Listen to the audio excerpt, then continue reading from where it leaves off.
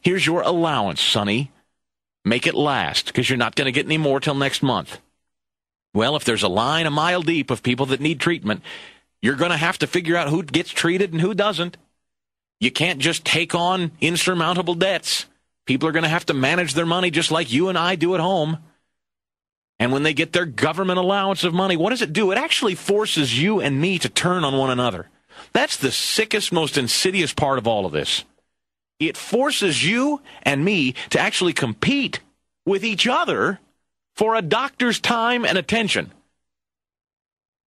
If you're sick and I'm sick, under a socialized system like is going on in Canada now, like this president and this Congress is trying to shove down our throat, it will force doctors and hospitals to determine in a budget crunch, and there will be budget crunches, whether you're sicker than me or if I deserve that surgery over you this month.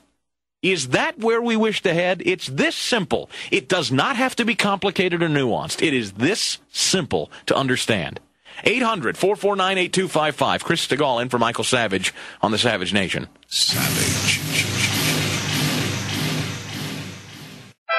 Imagine discovering an opportunity that can completely rebuild your retirement fund by 40% over the next 2 years. Does it sound too good to be true? It's not if you take action today. Call my good friends, and I mean good friends, at Swiss America. Gold IRAs have averaged 20% per year growth since 2001. It's just common sense to roll over dead paper assets into gold, the best performing asset of the century. Then you can relax no matter what happens on Wall Street. Call now for a complete Gold 101 DVD and my free CD. Call toll-free 888-867-8965. That's 888-867-8965. For nearly a decade, I've told you to trust gold coins and Swiss America. Today, it's more urgent than ever. Get my CD, DVD, and new special report. Call toll-free 888-867-8965. That's 888-867-8965. Learn before you earn. Don't just imagine rebuilding your wealth. Do it now. Call 888-867-8965 today. Your money, your life. How to make sense of it all. I'm Rob Black. Join me weekday mornings at 10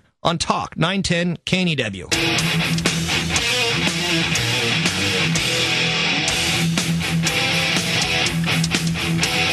It is the Savage Nation. I'm Chris Stigall, and for Michael Savage tonight. Dr. Savage, thanks for the invitation, and I do hope you'll go to michaelsavage.com, pick up a copy. You can order it in advance before it even goes to print. Get one of the first print editions of Banned in Britain, arguably the most important work Dr. Savage has ever put on paper to date. Banned in Britain, now at michaelsavage.com. You can even take a peek at the first chapter, read the index and some of the comments. It's really fantastic reading, plus all the news of the day, michaelsavage.com.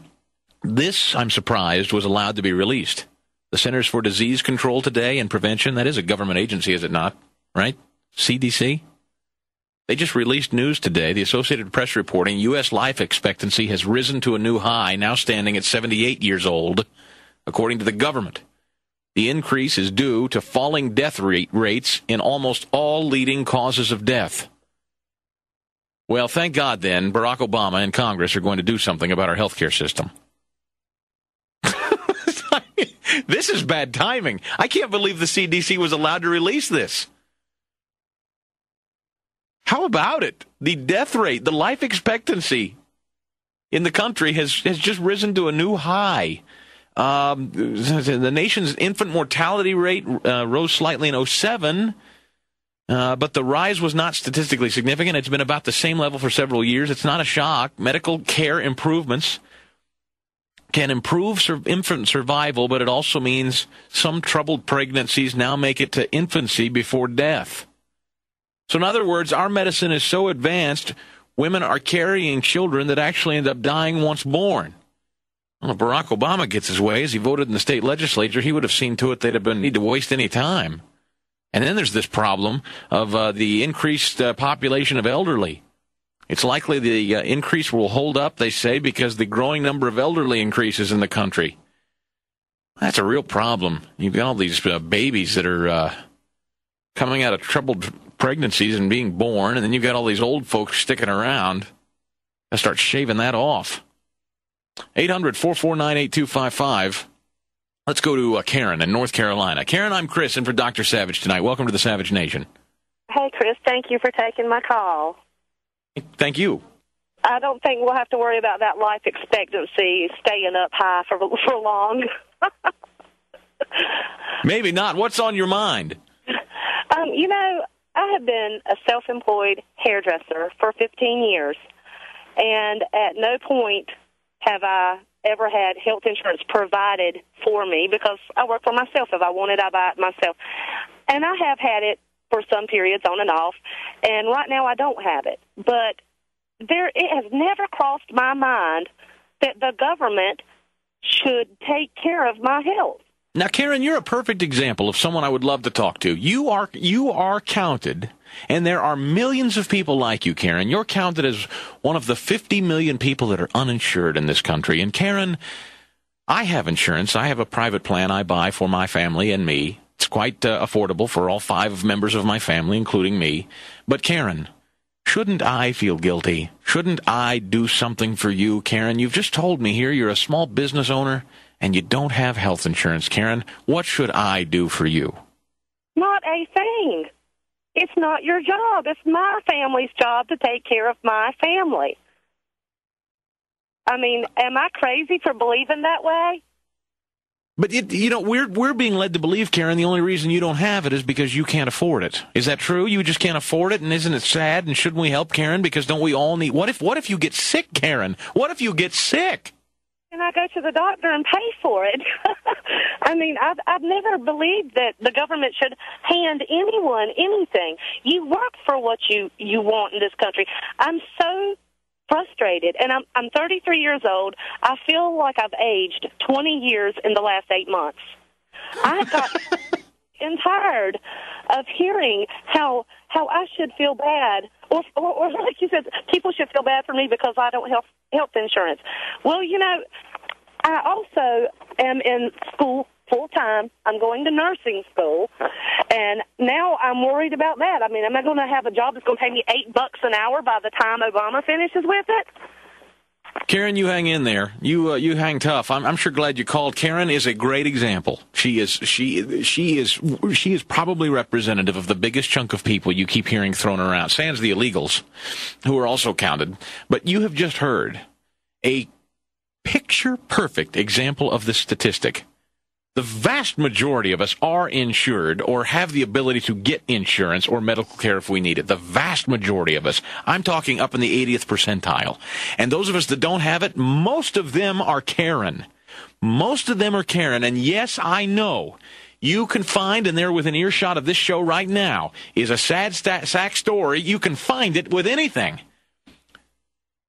I was just talking. We were just talking before the show began tonight. Why do people act as though healthcare is somehow different than if your transmission blew on the way to the job and you're having a tough go of it and you're barely making ends meet, and then your very expensive transmission that you couldn't possibly afford to fix blows. You have no means of transportation to get to work any longer. The government should buy you a car? I think most Americans wouldn't say yes to that. How is healthcare any different? Why do we treat it as differently? And by the way, I suppose you could say with cash for clunkers, the government's trying to buy you a car too. Let's go to Orlando, Florida, and Doug. I'm Chris, in for Dr. Savage tonight on the Savage Nation. Doug, hello. My call. Hi, Chris. Thanks for taking my call. Yes, sir. Question for you. What do you think, in your opinion, is the difference between the concept of public education versus a public health care option? Zero in terms of how it's funded. Have you ever known a public school system that ever said we're getting by fine on the money we have? Well, no, of course not, but... That public education versus public health care, same deal. I mean, when was the last time you heard a school board say, thanks, we're fine. Taxpayer funds are just enough for us. We don't need any more. Savage. He's difficult to describe. He sounds like my dad with a PhD. The Savage Nation. Talk 910 KNEW.